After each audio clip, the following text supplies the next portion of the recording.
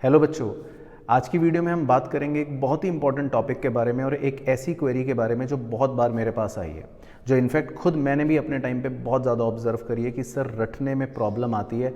हमें वो सब्जेक्ट बिल्कुल भी पसंद नहीं है जिसमें रटा जाता है। आप किसी भी लेवल पे किसी भी तरह के स्टूडेंट हों तो आप देखते होंगे कि आपके कुछ सब्जेक्ट्स तो ऐसे हैं जिसमें आपको इंटरेस्ट आता होगा।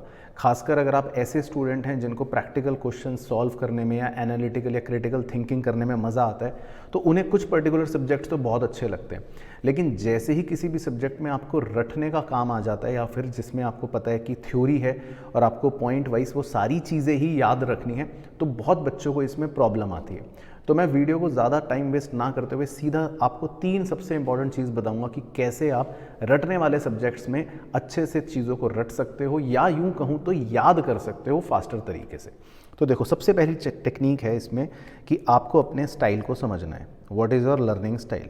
सी, कभी भी इसमें आप कंपेयर मत करना किसी ऐसे दूसरे दोस्त के साथ जो रटने में तेज़ हो। बहुत सारे अलग अलग देखो दोस्त होते हैं, लोग होते हैं।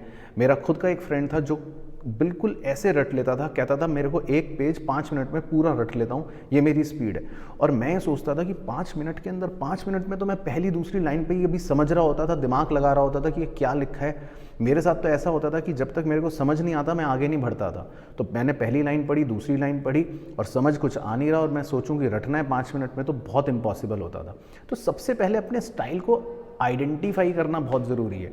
आपका लर्निंग स्टाइल क्या है? आप कब चीज़ों को अच्छे से पढ़ पाते हो, कैसे पढ़ पाते हो, कौन सी चीज़ें आपको रिटेन रह पाती हैं। जैसे बहुत से स्टूडेंट्स मैंने देखा है, जो मैं पर्सनली भी फील करता हूँ, कुछ बच्चे जब चीज़ों को लिंक करते हैं, विजुअलाइज करते हैं, कहानी बनाकर पढ़ते हैं, तो वो याद रहती है, रिटेन रहती है। तो मेरा अपना पर्सनली यही स्टाइल था। अगर मैं किसी भी थ्योरी सब्जेक्ट की बात करूँ, चाहे 12th क्लास में बिजनेस स्टडीज़ की बात करूँ या CA के अंदर लॉ की बात करूँ, मैं उसमें कोशिश करता था कुछ कहानी बना लूँ। जो चीज़ वो समझाना चाह रहा है, देखो चाहे रटने वाला सब्जेक्ट ही क्यों ना हो, ऐसा तो नहीं है कि बिल्कुल उसमें जो लिखा है वो ऊट पटांग है, उल फिजूल है।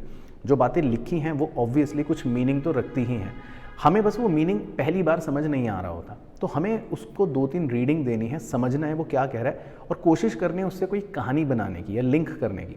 जब आप किसी भी चीज़ को विजुअलाइज कर लेते हो, या तो किसी डायग्राम के थ्रू या किसी फ्लो चार्ट के थ्रू या अपने ही ऊपर किसी लाइफ के एक्सपीरियंस के साथ जोड़ लेते हो, तो वो फिर पक्की बात है कुछ ना कुछ ज़्यादा रिटेन रहती है। हार्डकोर तरीके से अगर रटना ही आपको पसंद है तो फिर तो बहुत सारी टेक्निक्स है। कुछ बच्चे एक बार लाइन बोलते हैं, फिर आंख बंद करके ऊपर देखकर बोलते हैं। तो सबसे पहले आप आइडेंटिफाई करो कि आपका स्टाइल क्या है, कौन सी चीज़ आपके लिए वर्क करती है, और ये आप अपने पास्ट एक्सपीरियंस से ज़रूर आइडेंटिफाई कर सकते हो। दूसरी इंपॉर्टेंट चीज़ जो मैंने हमेशा देखा है काम करती है, सेल्फ नोट्स। आप इसको इग्नोर मत करना। कभी भी ये मत सोचना कि मेरे को किसी और के बने बनाए नोट्स मिल जाएं, क्योंकि देखो उसका कोई भी फ़ायदा नहीं है। फिर तो बुक है ही है, उससे बेटर तो मैं आपको बोलूँगा आप बुक में ही हाईलाइट कर लो। लेकिन अगर आप नोट्स के लिए जा रहे हो तो बेटर है अपने नोट्स बनाओ। कोई फ़र्क नहीं पड़ता कितना टाइम लगे, और शॉर्टेस्ट पॉसिबल टाइम में भी अगर बनाना पड़े तो बनाओ। यानी कि 10 पेज का अगर आपका कुछ भी बुक में दे रखा है, आपको सारी चीज़ें दे रखी है, ग्रंथ दे रखा है, कुछ भी समझ लो दे रखा है, और उसको छोटे से छोटा सिर्फ मेन पॉइंट्स लिखने, अपने हिसाब से ही सही लिखो। फ्लो चार्ट में बनाकर लिखो, बादल के अंदर बनाकर लिखो, थोड़ी सी डिज़ाइनिंग सीख लो। डिज़ाइनिंग एज इन की नोट्स मेकिंग की डिज़ाइनिंग, ताकि नोट्स आपको खुद अट्रैक्टिव लगें। और अपने बनाए हुए नोट्स जब आप देखते हो, पढ़ते हो ना, तो वो रिटेंशन हमेशा ज़्यादा होती है। इसीलिए प्राचीन काल से जब भी पढ़ाया जाता है बच्चों को, तो क्यों उनको बोलते हैं कि लिखो लिखो, इसीलिए ना, ताकि आप लिखने के बहाने एटलीस्ट कुछ याद रखते हो।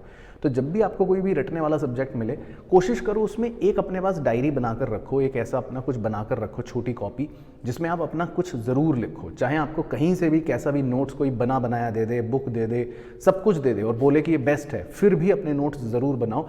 याद आपको रखना है, बहुत हेल्प करती है टेक्निक। और तीसरी चीज़ जिस पर आपको काम करना है वो कंसिस्टेंसी है। सर बोलते तो सब है, कंसिस्टेंसी हमसे तो होता नहीं है। उसके लिए भी मैं आपको एक तरीका बताऊंगा कि कंसिस्टेंटली काम करने से, और काम का मेरा मतलब है कि ऐसा नहीं कि बस बुक खोले बैठे हैं सर कंसिस्टेंटली काम हो रहा है, ऐसा नहीं है। आपको देखो अपना लर्निंग टेक्निक देखना है क्या काम करता है, दूसरा आपको नोट्स बनाने हैं, ये 2 काम आपको पता चल गए। लेकिन कंसिस्टेंसी कब आएगी? जब आपके सामने एक मॉनिटरिंग रहेगी, यानी कि आपको रोज़ पता रहेगा या हर हफ्ते पता रहेगा कि मेरे को अगर लर्निंग करनी है तो ये मेरा टाइम है, ये मेरा टारगेट है। तो सबसे पहले कंसिस्टेंसी रखने के लिए इसकी बेस्ट टेक्निक ये है कि अपने टारगेट को अपनी आंखों के सामने रखो। यानी कि टारगेट जो हैं वो आपके लिखित होने चाहिए, रिटन होने चाहिए, और चाहे तो अपने दीवार में कहीं पे चिपका लो उसको। वीकली टारगेट्स बनाओ या मंथली टारगेट्स बनाओ, और एक नियम बना लो, कोशिश करो एक रूटीन बना लो, कोई भी अपने हिसाब से जो आपको लगता है अपने घर में एक टाइम है कि भाई इस टाइम पर शांति रहती है, इस टाइम पर मैं आराम से पढ़ सकता हूँ, उस फिक्स्ड टाइम को मेंटेन करो कि रोज़ उस समय, चाहे वो आधा घंटा ही क्यों ना हो। जैसे मैं अपना पर्सनल एक्सपीरियंस आपको बताता हूँ। क्लास 12th में इंग्लिश के मार्क्स बहुत ज़रूरी होते हैं और मेरी इंग्लिश बहुत ज़्यादा पुअर थी, मेरे सब्जेक्ट में उसमें बहुत कम मार्क्स आते थे। तो मैंने स्कूल जाने से पहले का अपना मॉर्निंग का एक टाइम फिक्स कर लिया था कि मैं सुबह 6 बजे से 6:30 बजे सिर्फ आधा घंटा सिर्फ इंग्लिश पढ़ूंगा। लेकिन वो मैंने रोज़ करा काम, 3 महीने करा, और मैं सच बता रहा हूँ 3 महीने बाद प्री बोर्ड्स जब हुए या बोर्ड्स के जब एग्ज़ाम हुए तो मेरे बहुत अच्छे मार्क्स आए। रीज़न यही था कि वो 3 महीने लगातार मैं रोज़ आधा घंटा पढ़ रहा था, और वो आधे आधे घंटे बढ़ते बढ़ते मतलब कब वो टोटल में कितने सारे घंटे बन गए मुझे भी नहीं पता चला। लेकिन वो कंसिस्टेंसी ही थी जो क्या करती है, हमें रोज़ आदत डलवा देती है, और इससे आप देखना आपकी लर्निंग स्पीड तेज़ हो जाएगी। धीरे धीरे आपके अंदर ना वो एबिलिटी आ जाती है कि आपने कोई नया पेज देखा, आपको अपनी टेक्निक पता है कि ठीक है मेरे को इस टेक्निक से पढ़ना सिंपल लगता है, नोट्स बनाना भी आप थोड़ा सीख जाओगे, और एक टाइम होगा फिक्स रूटीन में जब पढ़ोगे तो आप इन तीनों चीज़ों को मिक्स करके कंपाइल करके कोशिश करो 20 दिन फॉलो करो। 20 दिन बाद इसी वीडियो में कमेंट करना कि आपको कैसा लगा। आई होप इस वीडियो से आपको ज़रूर हेल्प मिलेगी, और अगर आपको अच्छा लगा हो इस वीडियो को तो ज़रूर लाइक करना, अपने सभी दोस्तों के साथ शेयर करना, और इसके नीचे आप ये भी क्वेरी कर सकते हो कि मैं नेक्स्ट वीडियो किस टॉपिक पर बनाऊं जो आपको और प्रॉब्लम आती है, जो भी आपको पढ़ाई में दिक्कत आती है।